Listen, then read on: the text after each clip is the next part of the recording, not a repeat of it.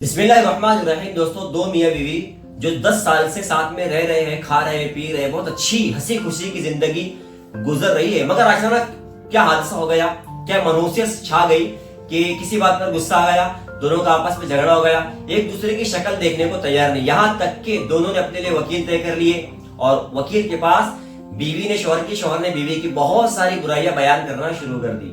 मामला कोर्ट में पहुंच गया। जज ने कहा कि जब आप दोनों एक दूसरे की शक्ल देखने तैयार नहीं, एक दूसरे के साथ रहने तैयार नहीं, तो फिर 10 साल कैसे आपने साथ में गुजार दिए? इसका मतलब यह है कि कुछ तो अच्छाइयां आपके अंदर होगी जरूर, मगर अब वो आप बयान नहीं कर रहे।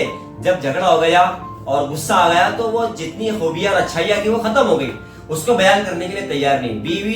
बीवी से भी और शोहर से भी जज ने कहा कि आप अपने शोहर की और बीवी शोहर से कहा कि आप अपनी बीवी की खूबियां और अच्छाइयां बयान कीजिए, मगर चूंकि शर्म की वजह से वो गर्दन नीचे झुकाकर खड़े हो गए, क्योंकि अभी उन्होंने इतनी बुराइयां बयान की तो अब अचानक इतनी खूबियां बयान करना कैसे अच्छा लगेगा।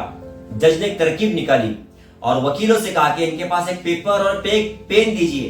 बीवी के पास भी पेपर दिया गया, शोहर के पास भी पेपर दिया गया, पेन भी दी गई और दोनों से कहा, बीवी से कहा कि आप शोहर की खूबियां लिखिए और शोहर से कहा कि आप बीवी की खूबियां लिखिए, अच्छाइयां लिखिए। दोनों ने स्पीड में अच्छाइयां और खूबियां को लिखना शुरू कर दिया। सबसे पहले शोहर ने लिखना शुरू किया, उसके बाद बीवी ने शुरू की और फिर उसके बाद जज ने कहा कि अब आप दोनों की खूबियां को पढ़िए। बीवी जो है तो शोहर की खूबियां को पढ़ रही है, शोहर जो है तो बीवी की खूबियों को पढ़ रहा है और पढ़ते जाते आंखों से आंसू बह रहे और धीरे धीरे दोनों के दिलों में एक दूसरे के लिए मोहब्बत पैदा हो रही है।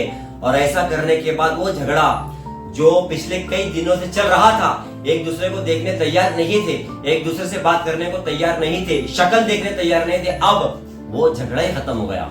एक अच्छी और बेहतरीन तरकीब जज साहब ने निकाली। तो दोस्तों, अच्छाई और खूबियां हर एक इंसान में होती है। अचानक मियां बीवी में झगड़ा होता है और दरारें पड़ जाती है, खानदान तबाह हो जाते हैं, घर बर्बाद हो जाते हैं। इसलिए ऐसे वक्तों में हम किसी अच्छे इंसान की तलाश करें। कुरान ने भी क्या कहा है कि जब आपस में नाचाकियां पैदा हो जाए, झगड़ा पैदा हो जाए, तो क्या करें? मियां बीवी दोनों एक दूसरे को समझाए।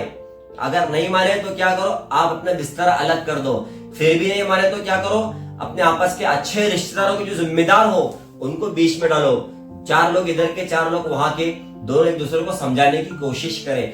ये कुरान ने एक बेहतरीन रास्ता उसका निकाला है। मगर हम क्या करते हैं, जब भी कुछ होता है तो ऐसे लोग बीच में आते हैं जो तेल डालने का काम करते, भड़काने का काम करते। तो ऐसे लोगों से बचे। किसी का घर टूटने से बचाए, किसी का दिल टूटने से बचाए, किसी की उम्मीदें, किसी का खानदान, किसी के मियां बीवी बच्चे फैमिली टूटने से बचाए। अगर हमने ऐसा कर लिया तो फिर हमारा हर दिन ईद ही ईद होगा। ईद के दिन सब खुश होते हैं, एक दूसरे से गले मिलते हैं, मुबारकबाद देते हैं, मिठाइयां तकसीम होती है। ऐसा दिन हमारे घर में रोजाना होना चाहिए। और ये कब होगा? जब हम एक दूसरे की खूबियां और अच्छाइयां बयान करेंगे और बुराइयों के ऊपर पर्दा डालेंगे।